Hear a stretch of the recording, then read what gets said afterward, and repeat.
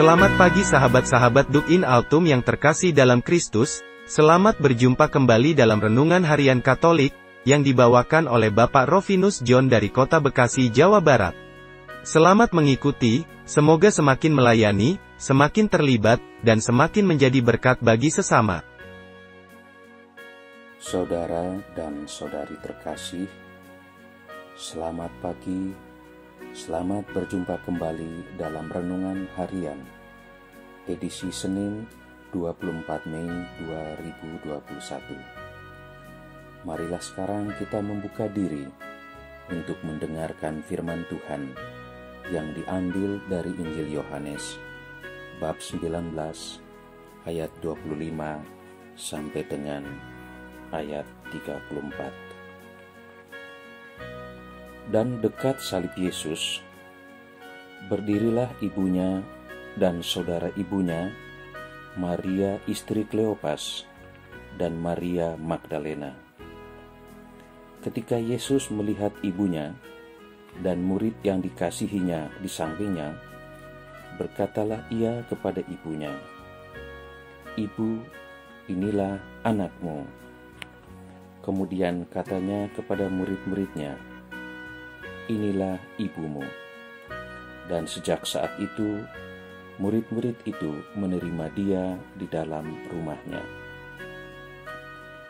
Sesudah itu, karena Yesus tahu bahwa segala sesuatu telah selesai, berkatalah ia, supaya genaplah yang ada tertulis dalam kitab suci, "Aku haus." Di situ ada suatu bekas penuh anggur asam. Maka mereka mencucukkan bunga karang yang telah dicelupkan dalam anggur asam pada sebatang hisop, lalu mengunjukkannya ke mulut Yesus. Sesudah Yesus meminum anggur asam itu, berkatalah ia, "Sudah selesai." Ia menundukkan kepalanya dan menyerahkan nyawanya. Karena hari itu hari persiapan, dan supaya pada hari Sabat mayat-mayat itu tidak tinggal tergantung pada kayu salib, sebab Sabat itu adalah hari yang besar, maka datanglah orang-orang Yahudi kepada Pilatus dan meminta kepadanya supaya kaki-kaki orang itu dipatahkan dan mayat-mayat diturunkan.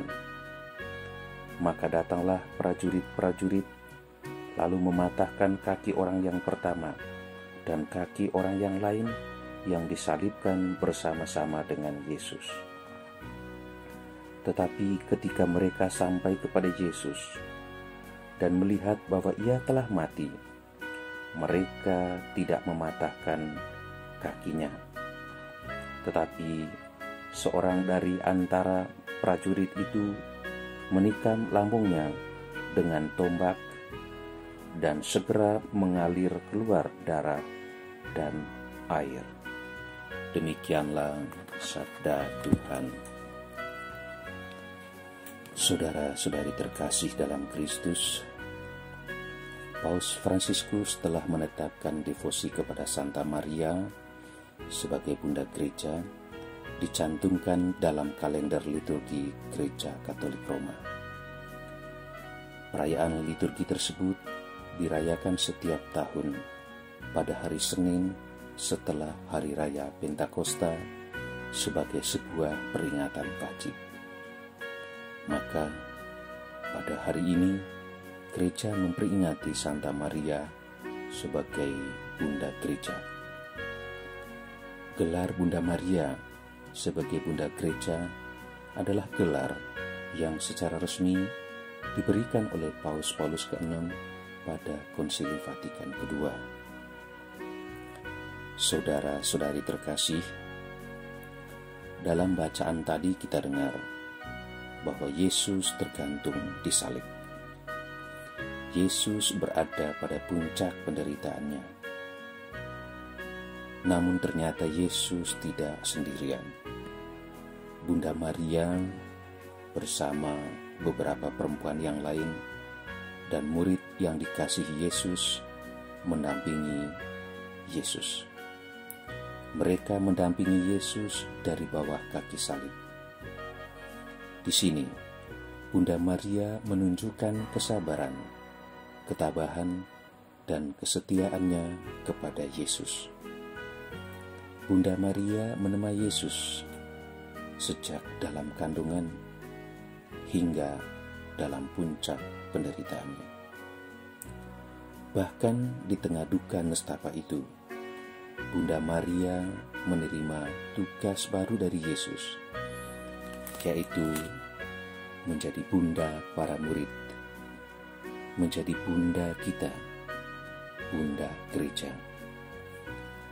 Dan dari atas salib, Yesus menyerahkan para murid atau menyerahkan gereja kepada Bunda Maria. Dalam bacaan tadi, Yesus berkata kepada Maria bundanya, "Ibu, inilah anakmu." Dan kepada muridnya, Yesus berkata, "Inilah ibumu." Dengan demikian, boleh dikatakan Yesus telah mengangkat bundanya sebagai bunda gereja dan mengangkat umat beriman sebagai anak-anak Bunda Maria. Saudara dan saudari terkasih, tanggung jawab, kesabaran, ketabahan, kesetiaan, dan kerendahan hati Bunda Maria dalam melaksanakan panggilan hidupnya dalam segala situasi hidup sangat mengagumkan. Kita harus belajar dari Bunda Maria dalam menjalani panggilan hidup kita di tengah-tengah situasi dan kondisi hidup kita saat ini.